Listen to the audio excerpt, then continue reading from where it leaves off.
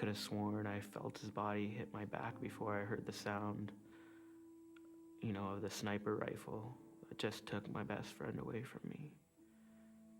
I hope that he could see me. His eyes were open and he tried to speak, but only blood came out, and for a split second, I just wished that I was him. That's an interesting comment. For a split second, I wished I was him. Mm-hmm. Typical? Not typical?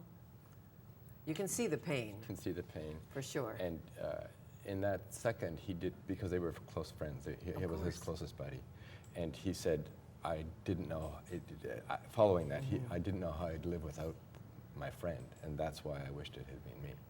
And the night before, out with the boys, having a cigar, sharing a beer, and the next day, you're in a totally different circumstance.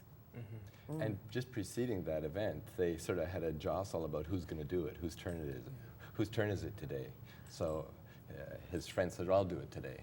Okay, or who's going to drive the tank today? Exactly. Right, and then you think, or who's going to drive the car today, or probably not called a car in the military, the truck, the vehicle. Who's going to drive the vehicle today? And you hit an explosive device, and your friend dies because he chose to drive. That's right. Yeah. It sounds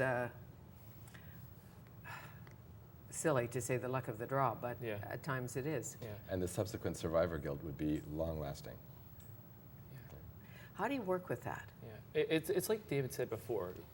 If you can sit down one-on-one with somebody who maybe hasn't been there, and they can try and explain to you all the reasons why you shouldn't feel guilty, or try and help you come to an understanding of what you did and just the way it played out.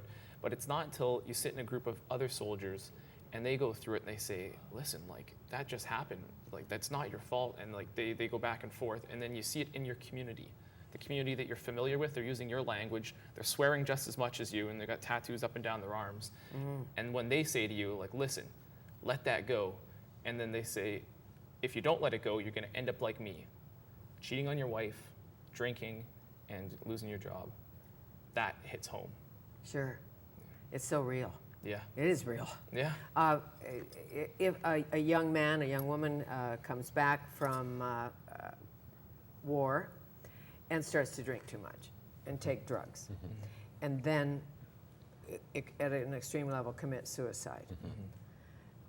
does the military usually blame it on the fact that the young person drank too much and it's because of the drink rather than the war? It is typical that... I know you're not a general, but... I'm not, but I think it's the military, and it's a lot of people in general. They say, just get your life together, stop feeling so sad, and just quit drinking. And it's really, the drinking isn't the issue. They can stop drinking and they just become a dry drunk.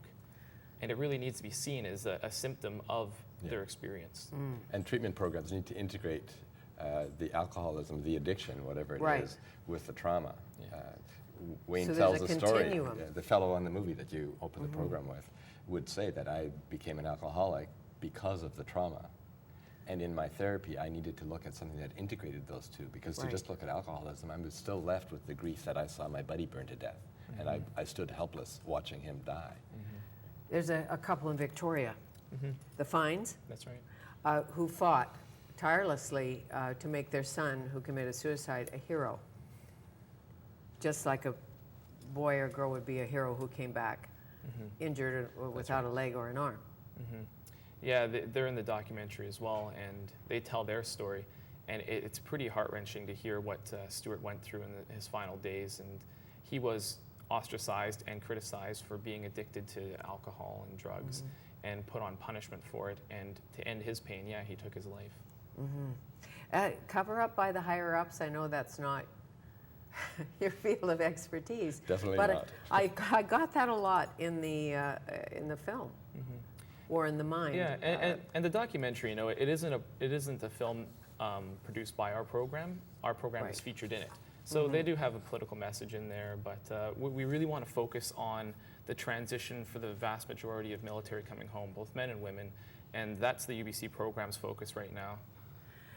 Funding comes from, you said, the Legion? Entirely. No government funding? No government funding. That's strange, Huge commitment. she says. Huge commitment from the Legion for the last 14 years. Yeah. They've probably committed over $2 million to the program, as well as a professorship in group and trauma Right. for UBC. So their commitment is just incredibly Right. important to the program. We wouldn't be where we are without their support. Well, and we send you off to fight for the country Right. or to make peace in a foreign land, and when you come home, we forget about you. And I don't mean we totally do. No, but there are programs. The Yeah. military There are does have programs, programs. of course. That's Yeah. What's different about your program? Yeah, go ahead. It's group-based, Yeah. and that is probably the caution that people have as well, because some would say that it's you got to be careful about exposing people to trauma in the presence of other trauma. Can you then trigger the trauma in the people who are observing Right. what you might be doing? But Dr. Westwood is a group therapist, he's a group expert, and he's a trauma expert. So he, 14 years ago, decided that we need to look at this differently, and because men in the military work in groups. Sure. Their whole life is in groups. In fact, in the training, they go from being I to we. So he took that concept with group process and group therapy principles and said, let's move very slowly. Let's make sure they're assessed before they come in so they're group ready, and then do this in groups and see what we can, whether we can help them. And so we also have, Right.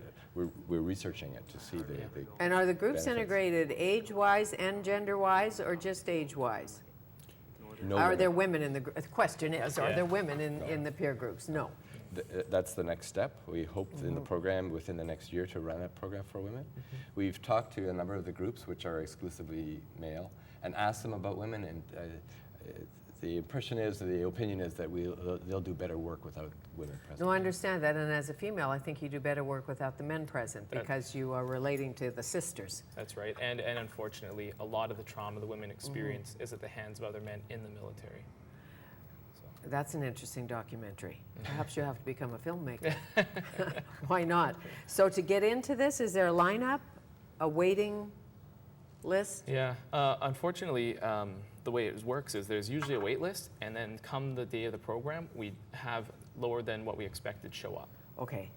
That's understandable in any peer group, isn't it? Yeah. And trauma-based, yes. And yeah. trauma-based for sure. Thought I could, can't today, maybe tomorrow. Yeah. But the best way to get involved in the program is go down to your local Legion and ask about it. Okay. Thank you. Thank you. Nice to meet you. Thank you. Thank you. Nice to see you again. Dr. David Kuhl and Tim Laidler, and they are part of a documentary called War in the Mind. Tuesday, November 8th, that'll be today at 9 p.m. on Knowledge, and at midnight once again.